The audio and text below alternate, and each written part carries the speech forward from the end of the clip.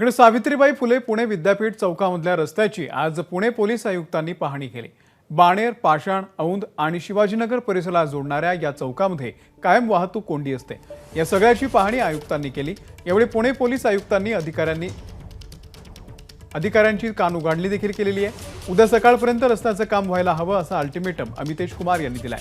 अधिकाऱ्यांनी उद्या संध्याकाळपर्यंत वेळ मागितलेला आहे। रस्ते खडबडीत का आहेत, रस्त्याची लेवल का केलेली नाही असे सवालही या ठिकाणी पोलिसांनी विचारलेले आहेत।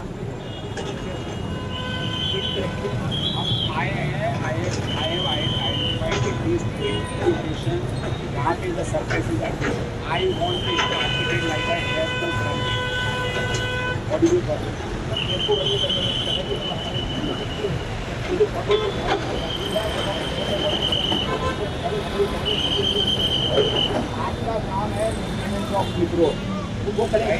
आपको स्मूथ कारपेटिंग आपको करना पड़ेगा। आपल्याबरोबर पोलीस आयुक्त अमितेश कुमार सर आहेत। त्यांनी आत्ताच पुणे विद्यापीठ चौकात पाहणी केलेली आहे। सर, इथला ट्रॅफिकचा प्रश्न हा सातत्यानं पुणेकरांना त्रास देणारा प्रश्न आहे।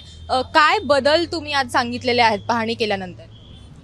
काही डिसिजन्स एक्सपेरिमेंटल बेसिसवर घेण्यात आलेली आहे, ज्यामध्ये विशेष करून जे ऑन करून येणारे ट्रॅफिक जे आहे ते सेनापती बापट मार्गला जे राईट टर्न होता ते राईट टर्न बंद करण्यात येऊन त्यांना पुढे कॉस्मोस चौकवरून यू टर्न घेऊन सेनापती बापट मार्गला जाता येईल। त्याचबरोबर जे शिवाजीनगर करून ट्रॅफिक येत आहे ते पण कॉस्मोस चौकवरून यू टर्न घेण्याचे निर्णय घेण्यात आलेले आहे। तसेच जे बाणेरचे ट्रॅफिक आहे त्यांना एक वन वे करून पुढचे जाऊन रोटरी सारखे तयार करण्याचे निर्णय घेण्यात आलेली आहे। पूर्ण जे स्लिप रोड्स वगैरे ज्या नादुरुस्त आहे ते दुरुस्ती करण्याची संबंधिताला सूचना देण्यात आलेली आहे। आणि डेडिकेटेड इथे 50 कर्मचारी आणि 50 ट्रॅफिक वॉर्डन्स यांना स्पेसिफिकली ट्रेन करून या एरियाचे कंजेशन दूर करण्याच्या दृष्टिकोनातून उपाययोजना करण्यात येत आहे।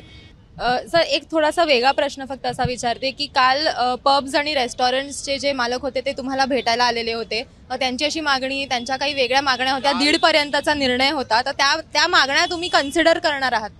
काल आमचे स्तरावर बैठक बोलवण्यात आला होता, त्यांचे ऐकण्यात आलेली आहे। विशेष करून जे 1:30 वाजताची टाईम आहे ते सॅक्रोसॅन्क्ट आहे, त्यामध्ये कोणत्याही प्रकारची रिलॅक्सेशनची त्यांची मागणी पण नव्हती आणि ते काही प्रश्न पण नाही आहे।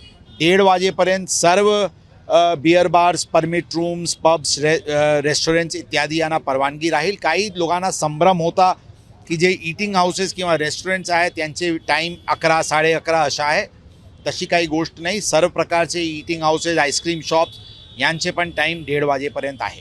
जो बफर टाइम तुम्ही म्हटला होता असेल तो 1:30च्या पुढे आहे का? बफर टाईम 2 वाजतापर्यंत ते एरिया रिकामी क्लायंट्सला निघण्याची ती वेळ जे पूर्वी 15 मिनिटाची देण्यात आली होती ते आता अर्धा तासाची करण्यात आलेली आहे। कॅमेरामन अमोल गवाळेसह देवयानी अदलाबादकर, एबीपी माझा, पुणे।